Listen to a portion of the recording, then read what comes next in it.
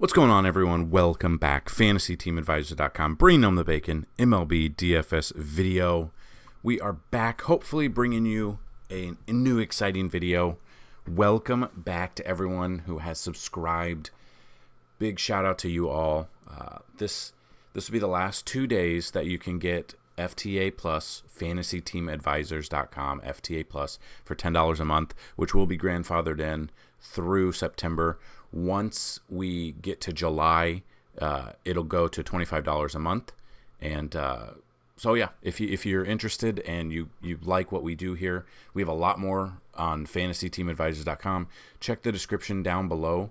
You can find today's article, and then you can subscribe that way too. So if you don't know what we do here, we break down all the pitchers and some of the bats that we like on the slate. If you want a little bit more information, we have a bunch of stuff. We have BVP, umpire information, ballpark ratings, Vegas odds, everything over at the website. Anytime a video gets at least 50 likes, your name, and you leave a positive comment on the video, your name gets thrown into random.org to win a free week of content.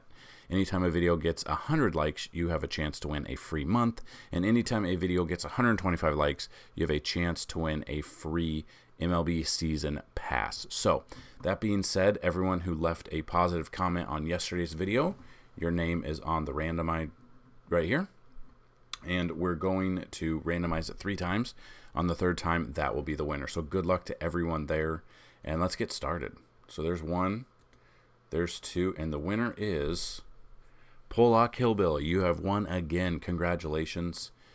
Hit us up here.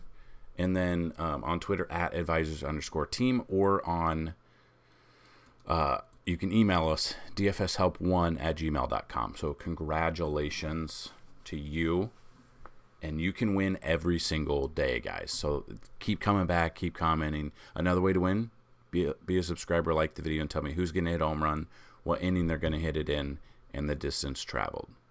The distance traveled is a tiebreaker, just in case multiple people have that. But I need at least the name of the player and the inning you think they're going to hit it in. So good luck to everybody. So this video is getting out a little bit late today. The video was corrupted, so I'm redoing this again. That's why all of your guys' support, whether or not you donate to us, which you can find the link down below, you sign up on the website, you watch our ads, you click our ads. I'm using those funds to buy a new computer, so I am able to continue this. I don't know I think it's the computer.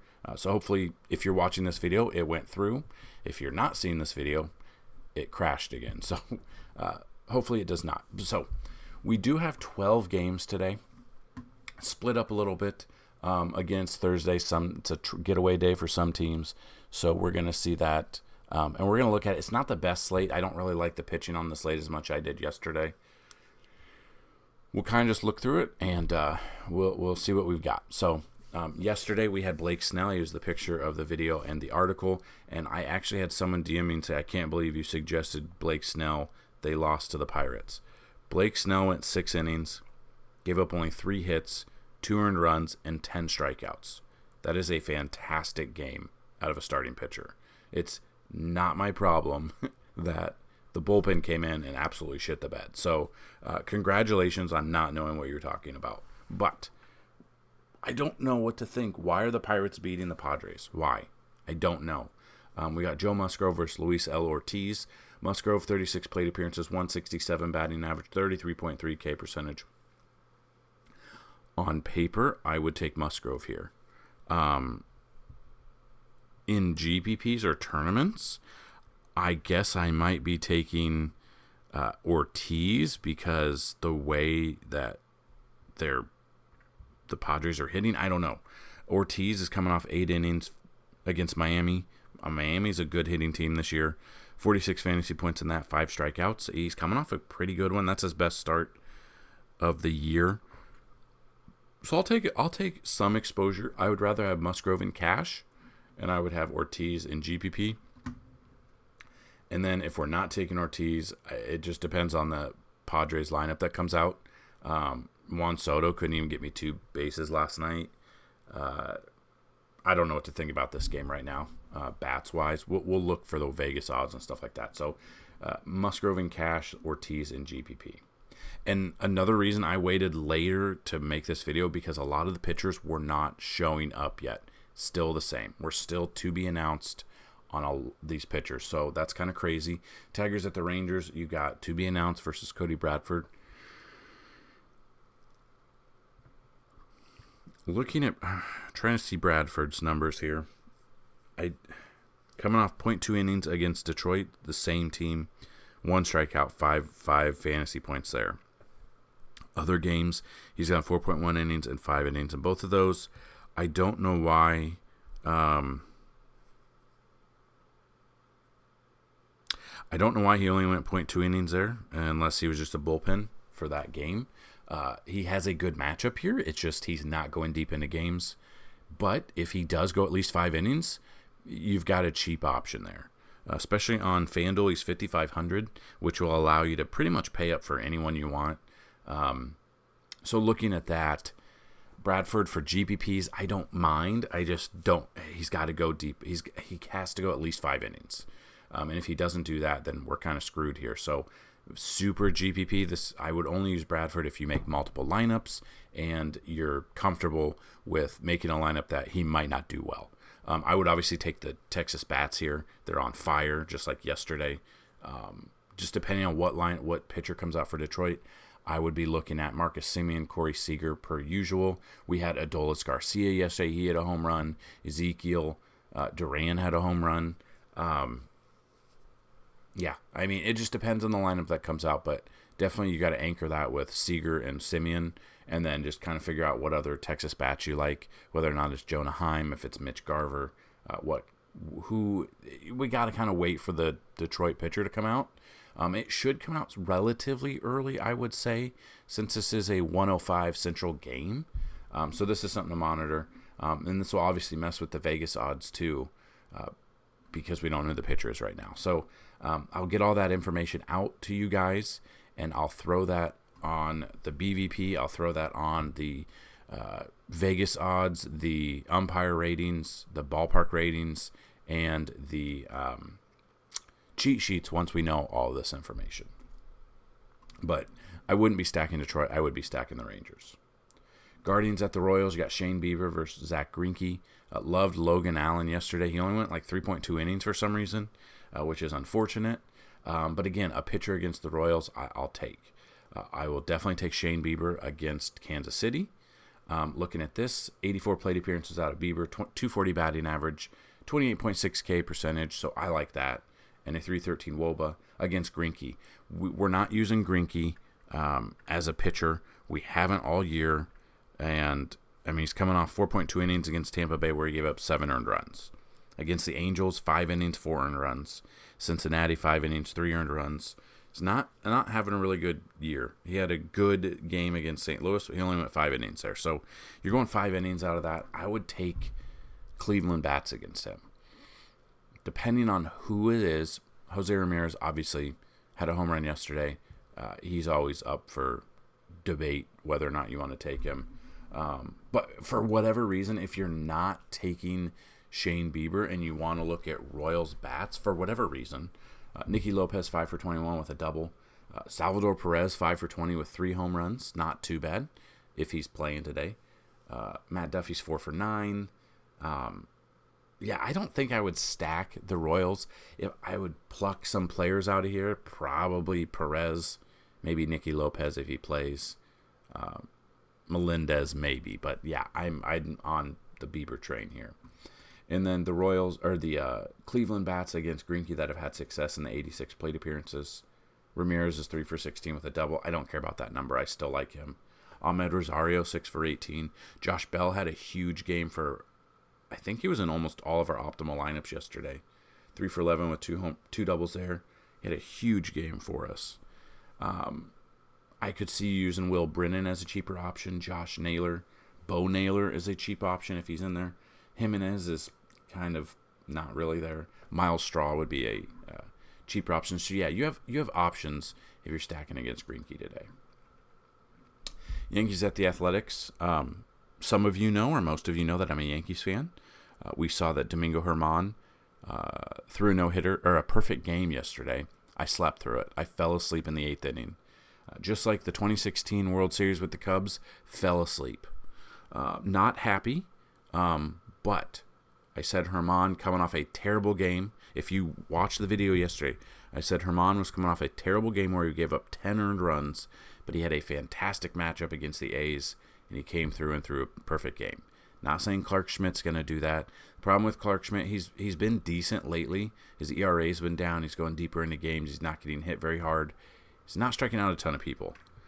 That's the kind of thing where I'm like,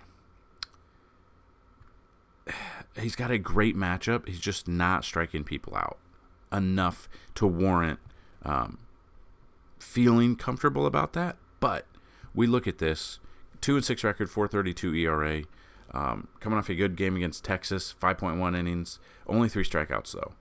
Against Boston, 3 strikeouts. Against Boston again, 4 strikeouts. White Sox, 1 strikeout. Seattle, 7. So I will have exposure to him because it is the A's and they are bad. They just got no hit by a guy who gave up 10 earned runs, so I'm sure Clark Schmidt will give up 10. But I will have exposure to Clark Schmidt. I think I'm comfortable both cash and tournaments because it's the A's and it's in this ballpark. Now, depending on what pitcher comes for the A's, we're still to be announced. I still like a Yankee stack, just like we liked yesterday. Volpe's coming around. He changed his batting stance, and he's coming around, hitting doubles, stealing bases. Stanton, maybe he's coming around. He had a good game yesterday, home run, double, or a single and a double, I believe. He had some RBIs as well. Rizzo's starting to heat up. LeMahieu's starting to heat up. Glaber's starting to heat up. Donaldson, I would avoid Donaldson. In cash, I would avoid Stanton, but if you're making a tournament stack, I would look at probably LeMahieu, Torres, Stanton, Rizzo, Volpe, Harrison Bader as well. So I'm avoiding the Oakland bats. I'm avoiding whichever pitcher they decide to throw out there later on today. I would look at Clark Schmidt and the Yankees bats here. Rays at the Diamondbacks, Zach Little versus Brandon Pfaadt. Now, this is a game where it didn't have either pitcher yesterday when I wanted to make this video. Brandon Pfaadt has not pitched since May 26th, so they just called him up for this game. Coming into this game, 0-2 record, 8.37 ERA. Not good. I would look at Tampa Bay bats there. And then Little here. So he's coming off the IL, which, whatever. But this is going to be an opener. So I like stacking this game. I think this could be a high-scoring game. Little or Littell, whichever. He pitched on 6/24. No, he's not coming off the IL. That was on June 14th. He's pitched on against Kansas City, 2.2 innings, 2 strikeouts, 1 earned run. Against Baltimore, 1 inning, 1 earned run.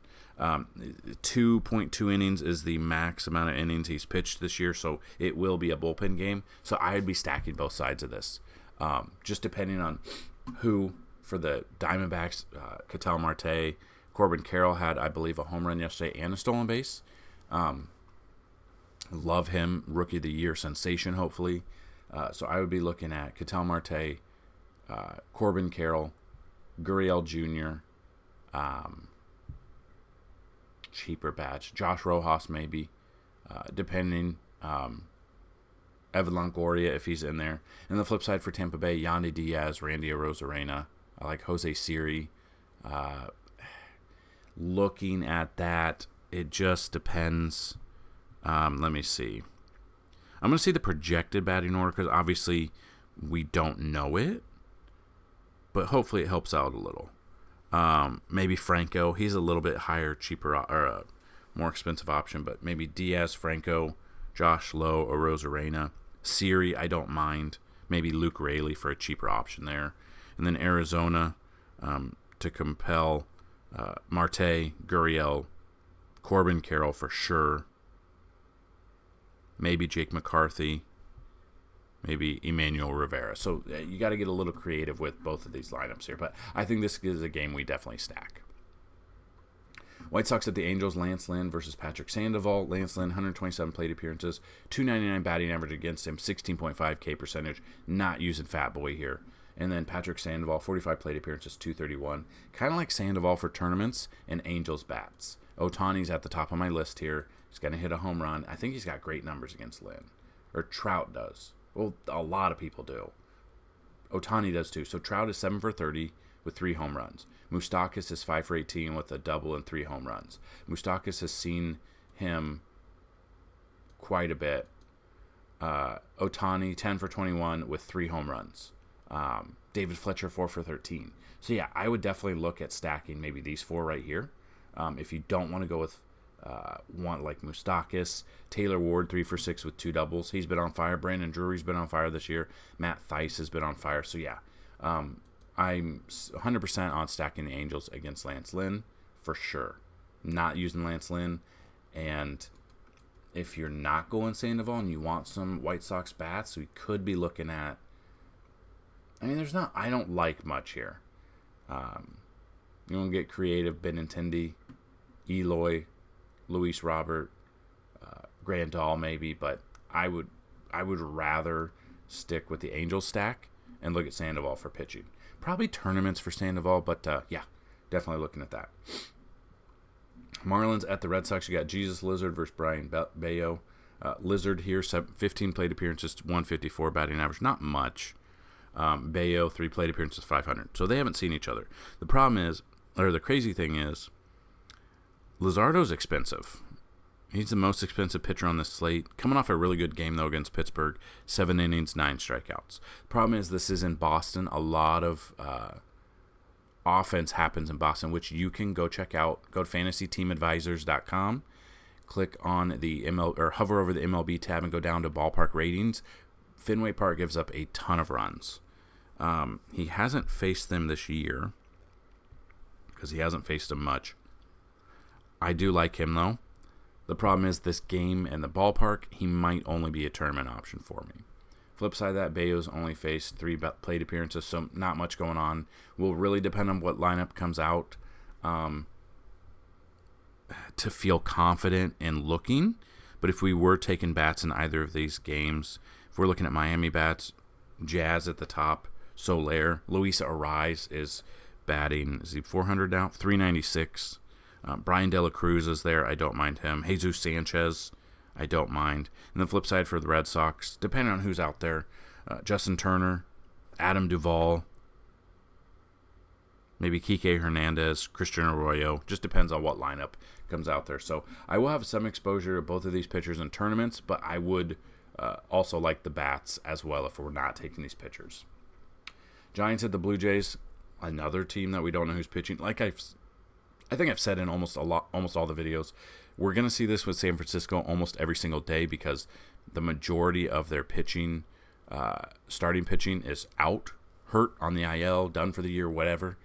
So we're going to see to be announced a lot. So just be aware of that. And on the flip side of that, Chris Bassett, 31 plate appearances, a 310 batting average. I'd rather take Bassett here, though, against the Giants. So looking at this, it's not much. Brandon Crawford's the one with the most. 4 for 12 with a double and a home run. Jock Peterson, 4 for 6 with a double and 2 home runs. So I'd rather take Bassett here. It's really 4 players, so it's a little more skewed. That's why I like when you guys come here, because hopefully you're learning stuff. Because when you see these numbers, we've given up 300 batting average. Let's go the Giants. You got to dig into the numbers a little bit, and that's exactly what we did. So I'd rather take Bassett here and feel more confident doing so. Brewers at the Mets is next. Adrian Hauser versus Max Scherzer. Hauser, 59 plate appearances, 360 batting average. Max Scherzer, 132 plate appearances, 275, 26.5 out of him. So Scherzer, he's really come on strong. He started off terrible. 7-2 record, 3.95 ERA. Coming off two really good games against the Phillies, 6 innings, 8 strikeouts.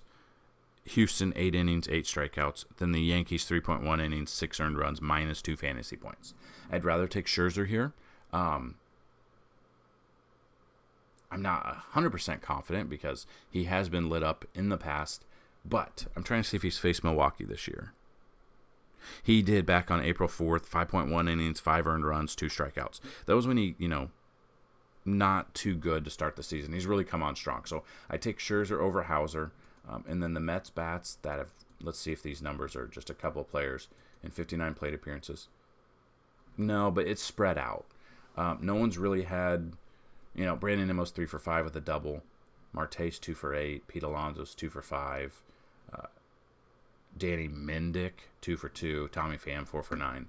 I'm not 100% sure I would use the Mets bats, but I'd rather take them over Milwaukee bats, and I would take Scherzer over Adrian Hauser for sure. Now, if you want to throw Hauser in there for tournaments, just because everyone will be on Scherzer and the majority will not be on Hauser, you can definitely check that out. That makes sense to me as well, especially on a day that's kind of weird, where we've got early games, main games, and then it's just a weird slate with not like the best options for pitching that I like. So just kind of looking at the main slate. Main slate consists of 5 games. So most likely it'll be tournament day only for us on our optimal lineups. We'll have early lineups for tournaments and main lineups for tournaments. So I'd rather take Scherzer, but I'll have some exposure to Hauser just to offset the ownership percentage. Then the Astros at the Cardinals, JP France versus Adam Wainwright. France, never faced him before. I'll take some exposure to him because the Cardinals, they put up runs yesterday. They did. But they've been bad overall this year. And then they ended up losing the game late. But Cardinals did put up some runs early. And then Wainwright, 37 plate appearances, 242. I don't trust him. He's getting lit up, coming off a terrible start against the Cubs in London. I would rather stack the Astros per usual. Jose Altuve had him yesterday for 2+ total bases. I think he had like 6 or 7. He had a home run. Abreu had a home run. Yeah, I would definitely be looking at stacking the Astros, depending on what lineup comes out. I'll look at having some Altuve. Let's see who they're expecting. Kyle Tucker. I would look at Altuve, Bregman, Tucker, possibly Diaz, Pena, McCormick. Just depends on what lineup comes out for Astros. But I will have no exposure to the Cardinals bats. I'll have some exposure to France, and I'll have 0 exposure to Adam Wainwright. Phillies at the Cubs is next. Taijuan Walker versus Kyle Hendricks. Walker, 83 plate appearances, 240 batting average, 19.3 K percentage, versus Hendricks, 108 plate appearances, 320. I'm stacking the Phillies here. I don't trust Hendricks. He could go 8 innings, no hit ball, but he doesn't strike out enough to pay his salary. He doesn't show me anything that makes me want to look at even paying for him. Yeah, like 6.1 innings against the Pirates, 2 strikeouts. So I'm taking Walker and the Phillies bats. Which Phillies bats? Harper's 8 for 25. Josh Harrison's a cheap option. Trey Turner, Nick Castellanos, JT Realmuto. So I am definitely stacking the Phillies against Hendricks, and I'll take some exposure to Walker. Then the Dodgers at the Rockies is the last game. Emmett Sheehan versus Chase Anderson. I will not take exposure to Anderson. Looking at Sheehan, it's in Colorado is the only thing that scares me. This will be his 3rd start. I will have some exposure to Sheehan, but it'll be tournament only because it is Coors. So I'd rather stack the Dodgers against Chase Anderson. We had a Dodger stack yesterday. It wasn't coming through for a while, and then it did come through. So looking at that, Hayward's 5 for 26. He's a cheap option with a home run, but it's a 192 batting average. Freddie Freeman, 4 for 14. Wouldn't be surprised if he hits a home run today. Double and a home run. JD Martinez, same thing. Mookie Betts is 1 for 3. He had a big game yesterday too. So I would be looking at 100% stacking the Dodgers. We'll have to wait for the lineup to come out. But in my mind right now, it would be Mookie Betts. Hayward is a cheap option if he's in there. JD Martinez, Freddie Freeman, possibly David Peralta. So a little bit of exposure to Sheehan in tournaments because it is Coors, so I'm a little bit concerned about that. And then I'm stacking against Chase Anderson. If you want to get very contrarian, an Anderson as your pitcher, very low ownership, I will guarantee. If somehow he goes off, say he goes 6 innings and gives up no earned runs, 6, 7 strikeouts, and then the Dodgers put up runs against the bullpen, that'd be a weird really thing where you could put Anderson as your pitcher and stack the Dodgers and possibly have a good game. You got to think out of the box on slates like this. So that being said, that's the breakdown. Those are all of the games. Hopefully we helped you out. If we did, hit the like button, hit the subscribe button. Again, trying to build a computer out for you guys, building the website out for NFL. So a lot of stuff in the works. Hopefully you guys find these videos helpful. Tell your friends, share. The more views, the better. If we can get 10,000 subs on YouTube before the start of the NFL season, 2 people win a free lifetime pass to FantasyTeamAdvisors.com. That being said, tomorrow is Friday. I'm going to try to get a video out. I'm going to try to get you guys as much information as I possibly can. I don't know if I'll be able to answer any questions tomorrow. I have to take my mother's has a surgery tomorrow, so I'll be at the hospital. Hopefully not too long, but I won't be around with reception. I won't be there to answer questions, I don't think. It'll be a long day, but I'm going to try to get as much information as I can for you for the slate, for the video, and then obviously the website, optimal lineups, cheat sheets, stuff like that. So if for whatever reason I'm not able to update that due to the surgery, I will, and anyone who is a subscriber, I will add a day to your subscription if I'm unable to get the information out. I don't foresee it happening, but again, anything is possible with surgery. So that being said, hopefully you guys understand. Hopefully you guys have a fantastic Thursday, and I will see you tomorrow. And hopefully some of you can tell me that you're new 100,000aires or you won a ton of money. So I would love hearing that. I do want to have we are building out the Discord. So anyone who's a subscriber on the website to FTA Plus, there is a way to build in when you subscribe, you get access to certain channels on the Discord, and then there'll be a couple of free channels. So it is an incentive to sign up. We can answer a lot more questions there than I can here on YouTube. We're able to do a lot more stuff there because you can post charts, you can post Excel sheets and stuff like that. You can't do that in the comment section here. So trying to build that out. It's going slow. I'm trying to get as many channels as I want and feel necessary there. So that's really what I've got for you guys. Building out a lot of things for the website, ramping up for NFL. We're putting out some strategy draft guides. They are out on the website now. I'm still doing it. So go check that out. Let me know what you guys think about that. Share those. The more views those get, the better it makes me feel as well, that I know you guys are interested and looking at stuff. So while MLB is going strong, we absolutely love NFL and cannot wait for the season to start. So good luck to everyone on this weird MLB slate, but good slate. And let's bring home some bacon. Peace.